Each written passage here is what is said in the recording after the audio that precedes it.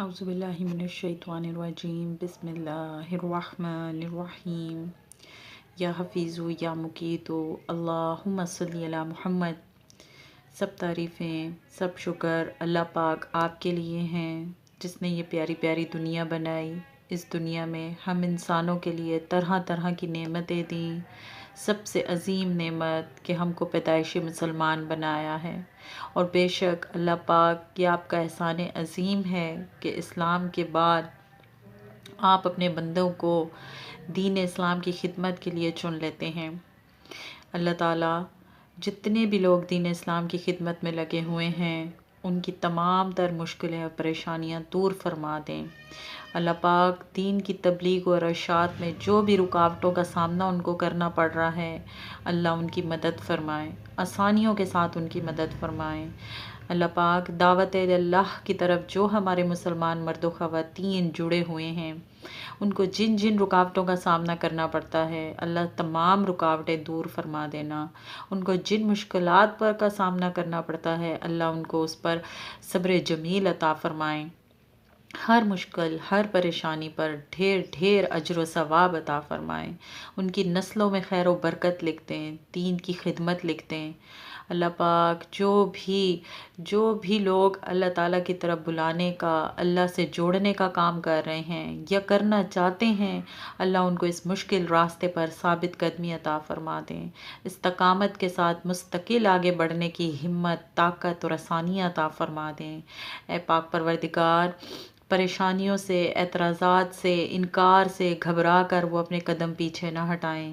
دین حق کے راستے میں جو مصائب اور آزمائش ان کو پیش آئے، اللہ ان کو حکمت کے ساتھ، ذہانت کے ساتھ، صبر کے ساتھ تمام راستے پار کروا دینا۔ کفر و باطل سے جب بھی ان اللہ والوں کا سامنا ہو، اللہ ان کے دلائل اور منطق کمزور نہ پڑنے دینا۔ ان کا ایمان، ان کی ہمت باطل کے آگے مانند نہ پڑے۔ ان کی بھرپور مدد کرنا، ان کی بھرپور حفاظت فرمانا۔ جو مسلمان مرد و خواتین دین کی دعوت کا کام بڑی جافشانی سے اور محنت سے کر رہے ہیں، عملی طور پر کر رہے ہیں، اللہ ان کی ہر مشکل میں مدد فرمائیں۔ اللہ ان کے راستے میں کامیابی، ترقی ان کا مقدر بنا دیں۔ اللہ وہ جو دین کے راستے پر چلنے کے بعد مصائب اور آزمائشوں سے اللہ گھبرا جاتے ہیں، ان کے بھی دلوں کو شیطان کے فتنوں اور وسوسوں سے محفوظ فرما دیں۔ ان کے پاؤں لڑکھڑا جاتے ہیں، اللہ ان کو مضبوطی عطا کر دیں۔ یا اللہ بے شک دعوت دین، اشاعت دین ایک مشکل کام ہے، لیکن جو بھی اس کام کو انجام دے رہا ہے، اللہ ان کے اپنے پیارے پیارے ان بندوں کے دلوں سے تمام شکوک و شبہات دور کر دیں، ظاہر باطن کی کمزوریاں دور کر دیں، باطل کے اثر سے، کفر کے اثر سے، سستی کاہلی سے ان کو کمزور پڑنے سے دور رکھیں۔ اللہ تمام روحانی، جسمانی صحت اور طاقتوں کے ساتھ ان کو اپنے اس راستے پر، اللہ کے راستے پر اللہ تعالیٰ مستقل استقامت عطا کر دیں۔ ان کو پریشانیوں، مصیبتوں کے باوجود اس کو آسانیوں کے ساتھ پار کرنے کی مدد فراہم کر دیں۔ اللہ تمام داعیوں کو دین کی راہ پر جب بھی آزمائشوں کا سامنا کرنا پڑے تو ان کو گمراہ ہونے سے بچا لینا۔ گھر والوں، رشتہ داروں، دوست احباب سے ان کے لیے بہترین حمایتی اور مددگار پیدا فرما دیں۔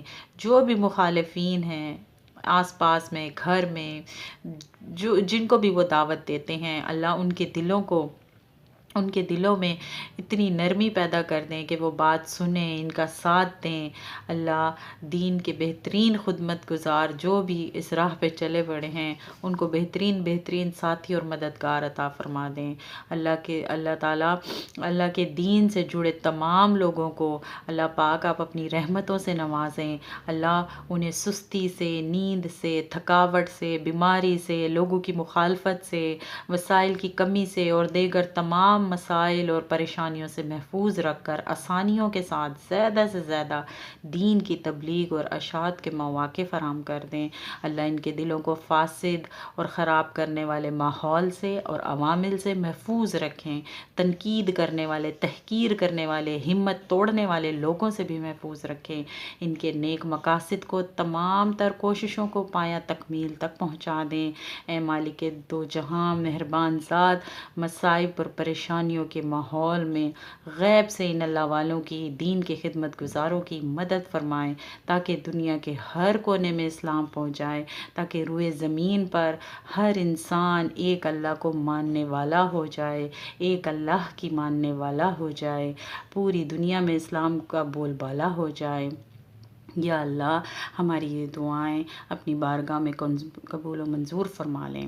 سبحان اللہ و بحمدہ، سبحان اللہ العظیم، اللہم صلی علی محمد، ربنا تقبل منا انک انت السمیع العلیم وتب علینا انک انت التواب الرحیم، آمین ثم آمین یا رب العالمین۔